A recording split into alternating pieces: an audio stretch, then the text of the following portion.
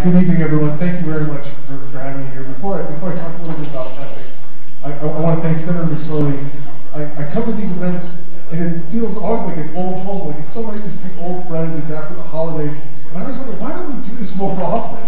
And I think it's important that we continue to get together and have these ideas, these conversations. It's not Senator McSorley's fault, because the truth of the matter is, in the state of New Mexico, the people who are driving the agenda, the people who are exercising real leadership in promoting this state are the people in this room. Because the Republicans in Santa Fe, they don't care. They are a party of opposition who is merely content to try to tear down the democratic principles, and I mean the democratic principles that this country was founded upon, rather than to promote ideas for their own. You can see it in Washington. They always want to talk about health care and how horrible the ideas are that the Democrats are promoting, but not a single one of them has provided a solution or any type of answer to the critical issues facing this country and this state.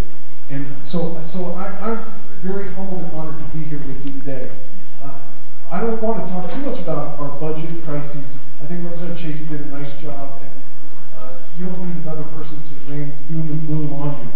The simple matter is that we are facing the most profound economic crisis in the history of this state, and that right now we are going to be forced to make some of the most difficult decisions that anyone can imagine.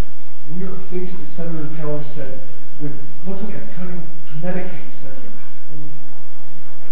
I've been a lifelong Democrat. If you told me when I was 10 years old that I would actually have to be considering cutting services for the poor, for the needy, the low income, I would have thought you were absolutely crazy. And that's what some people in Santa Fe are looking at. And I mean, frankly, I don't know what else to say. That just goes against my soul. It's against my values, and it's not something that I'm going to do. And I'm going to fight every moment that I can in Santa Fe to make sure that we protect those who are not and I'll tell you that part and parcel of our budget fights are making sure that we have open, honest, transparent government. And as the Lieutenant Governor is walking out of the room, let me just tell you, she has been a real champion on this issue. Last year, I was very fortunate to work with Lieutenant Governor. We passed a bill that provides all state government contracts to be online, easily accessible, so that you can exactly know who's dealing with the state and what's going on. I mean, to some people in Santa Fe, that was a radical idea.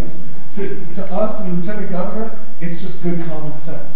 And that's what we're going to try to do. Because the fact of the matter is, unless people in the state have faith in the integrity of their government, they will never have faith that we are making decisions in their best interest, even if they don't like those decisions. So in that vein, we're going to continue to push ethics reforms. Senator McSorley has been actually an excellent partner on this.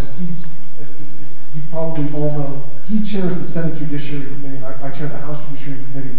And we work very closely together, and we're fortunate to have someone who is a champion of civil rights, open government at that committee, because he's going to make sure our legislation gets through. So the other issue that we're doing right now is an ethics commission.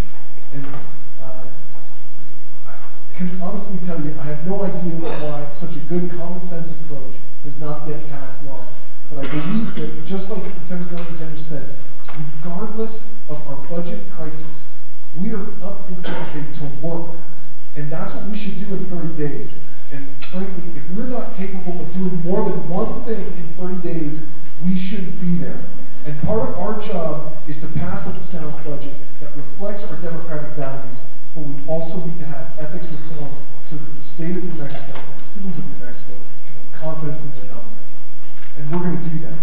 And I would just say, the final thing, and I think it's really important, the Lieutenant Governor said so, is that this year we need to find a path to domestic partners. And I'll just tell you,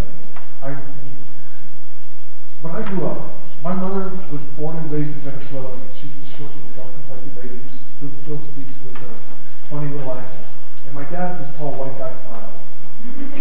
That's the only way I can describe it. And I mean, it just is. And she always told me, and it's absolutely true, is that discrimination of any sort is wrong. And I'll tell you, it's it's just been ingrained in me. And it's, I think, one of the core values of the state of New Mexico. We're so multicultural, we're so blessed to have all of God's creatures in this beautiful land, that to deny a portion of our population the same rights that other people enjoy is just fundamentally wrong. This is our last great civil rights battle, and we will not rest until it's done, and we must pass it.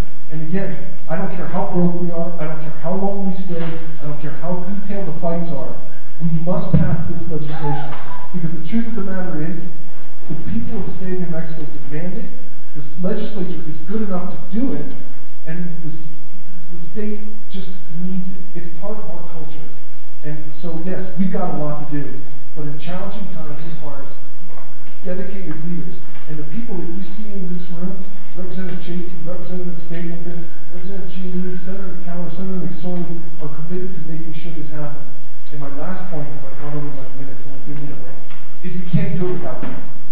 I mean, it's great that we're elected, and it's great that we're up in Santa Fe, but unless we have the support of you guys in the roundhouse demanding that we act, holding ourselves accountable, holding our feet to the fire, we can't do these things.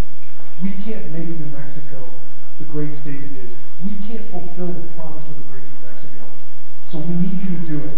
And that's my call to arms for you, is that when we go to Santa Fe, you go to Santa Fe. You call us, you email us, you be unrelenting. You must be the warrior that we want to be and that we can be. Because without your support, we can't make any of these changes. Thank you very much. I'm getting the hook, so I'll stop. So thank you very much.